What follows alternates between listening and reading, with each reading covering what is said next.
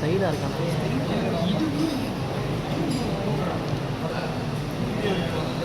எடுத்துட்டு தாண்டா இருக்கேன். நீ பேசுறதெல்லாம் அதில் கேட்க கட் பண்ணிக்கலாம்.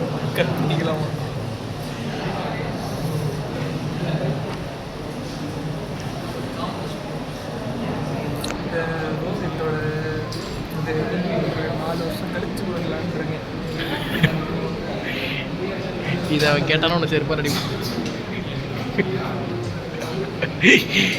ஐயோ கழிச்சு கொடுத்தோன்னா அதை பதப்படுத்தி வைப்போம். அதுக்குள்ளே அது பிரித்து பாருங்க போஸ்ட்மார்ட்டம் பண்ணுறது அதெல்லாம் பண்ணிடுறேன். ஆமாம்.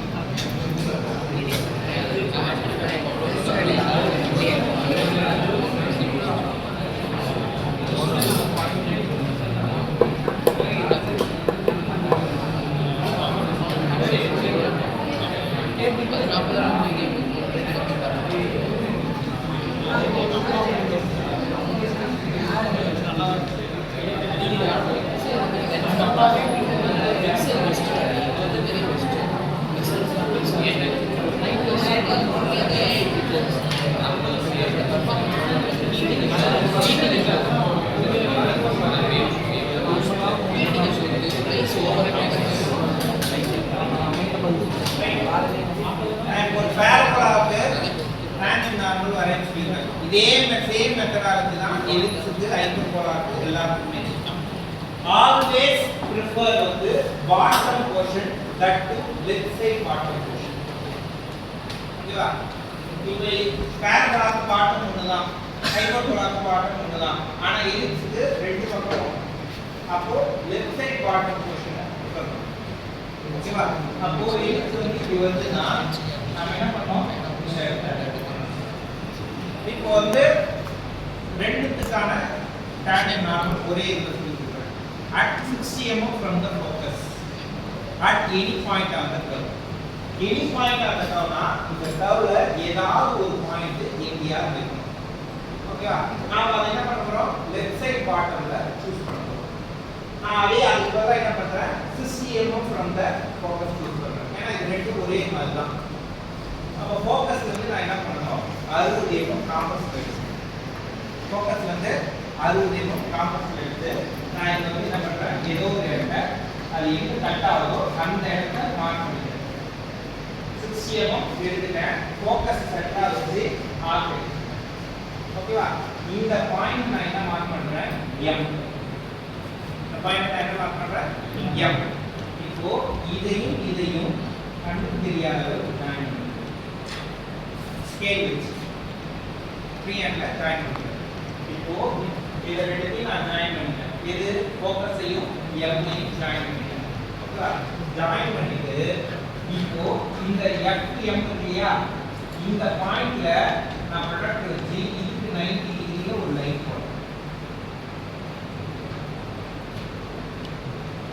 இந்த இடத்த ப்ரொடக்ட் வச்சு இல்லையா,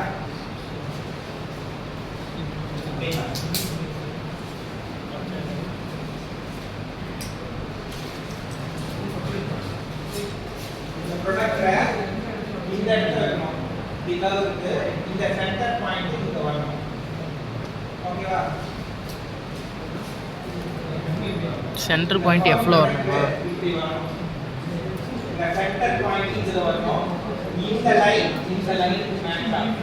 ஓகேவா? மேட்ச் ஆகிட்டு வைக்கும்போது இந்த பாயிண்ட் 90 டிகிரி எங்க வருதோ அந்த இடத்துல வந்து என்ன பண்ணணும்? ஒரு ஸ்ட்ரெயிட் லைன் போடணும்.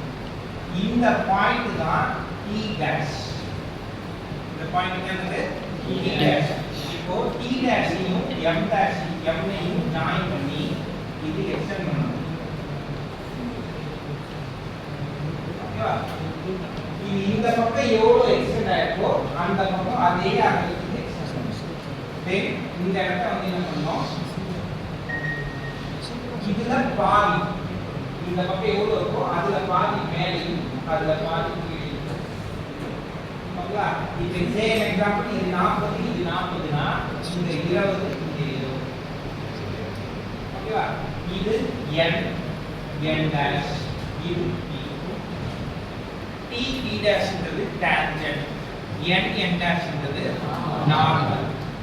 இந்த லைன் இதுக்கு 90 டிகிரி ஓகேவா இந்த இடத்த வந்து டச் ஆகாத மாதிரி இருக்கு டச் ஆகாத மாதிரி வரக்கூடாது ஆக்சுவலா நம்ம எங்க வந்து ஆர்க் கடிக்கிறோமோ அது கரெக்டா அந்த சென்டர் பாயிண்ட டச் பண்ணிட்டு போகணும் அந்த லைனை கர்வ் உள்ள இப்படியும் போகக்கூடாது அந்த கர்வை டச் பண்ணாம இப்படியும் போகக்கூடாது அதே மாதிரி பாயிண்ட் எம் எங்க இருக்கோ அங்கதான் டச் ஆகணும் தவிர வேற எங்கேயும் டச் ஆகி போகக்கூடாது கரெக்டா அந்த பாயிண்ட்ல அதோட சென்டர் டச் ஆகும் லைன் கர்வ் உள்ள போகக்கூடாது கர்வ் வெளியே டச் ஆகக்கூடாது வேற எங்கேயும் டச் ஆகக்கூடாது ஓகேவா இது எல்லாமே தப்பு ஓகேவா கரெக்டா அந்த பாயிண்ட் எங்க இருக்கோ அந்த பாயிண்ட்ல டச் ஆகும் அந்த பாயிண்ட்ல தான் நான் லைன் போடணும் இந்த line 90 degree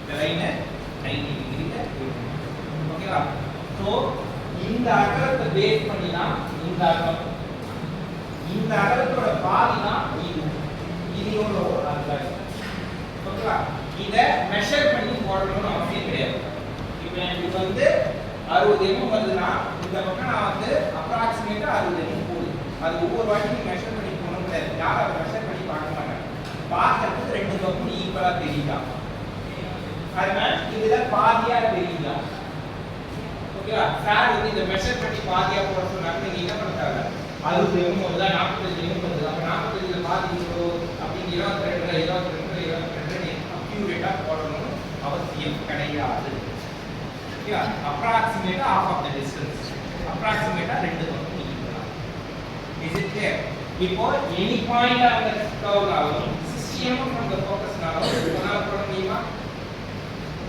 any point of the curve நான் என்ன பண்றேன் ஏதோ ஒரு இடத்துல மார்க் பண்ண போறேன் 60 mm from the focus னா கரெக்ட்டா பிரேக்ல போய் வந்து தூக்குறான் பாரு கேட்டோங்க நல்லா 60 mm from the focus னா நீ என்ன பண்ண போற ரெண்டு ஓட்டு தான் இப்போ இது ரெண்டும் ஒரே இது மார்க் பண்ணியாச்சு இப்போ இதுல இன்னொன்னு இருக்கு என்னது 20 mm below the major axis 40 mm below the major axis right 40 mm above the major axis right major axis line என்னது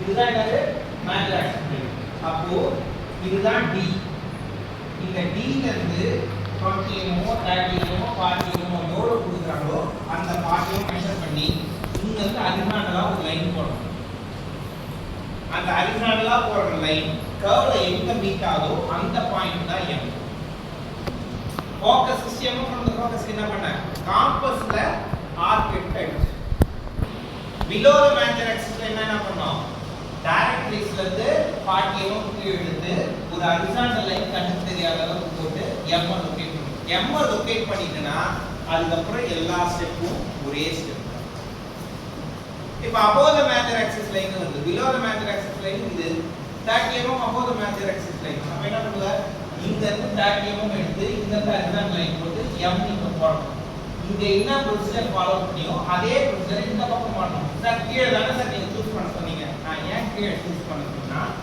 மேல ஏற்கனவே ஒரு இன்க்ளைன்ட் லைன் இருக்கு மேல ஏற்கனவே ஒரு இன்க்ளைன்ட் லைன் இருக்கு கீழே இன்க்ளைன்ட் லைன் நம்ம போடுறது கிடையாது அப்ப போடுறதுன்ற போது நமக்கு ஈஸியா வந்து என்ன பண்ண முடியாது கன்ஃபியூஸ் ஆகாம போடலாம் அவன் வேற வழியே இல்ல மேல கொடுத்துட்டானா நம்ம என்ன பண்ணியாகணும் மேல தான் போடலாம் ஓகேவா so above the major axis line வந்ததுன்னா வேற வழி கிடையாது நம்ம அந்த மார்க் பண்ணி என்ன பண்றோம் M ஐயும் F ஐயும் கனெக்ட் பண்றோம் கனெக்ட் பண்ணிட்டு இதுக்கு 90 டிகிரில இதுக்கு ஒரு லைன் வரையணும் தென் இத ரெண்டையும் கனெக்ட் பண்ணி எக்ஸ்டெண்ட் பண்ணா டான்ஜென்ட் இப்போ டான்ஜென்ட் இப்படி போடும்போது இந்த பாயிண்ட் என்ன வரும்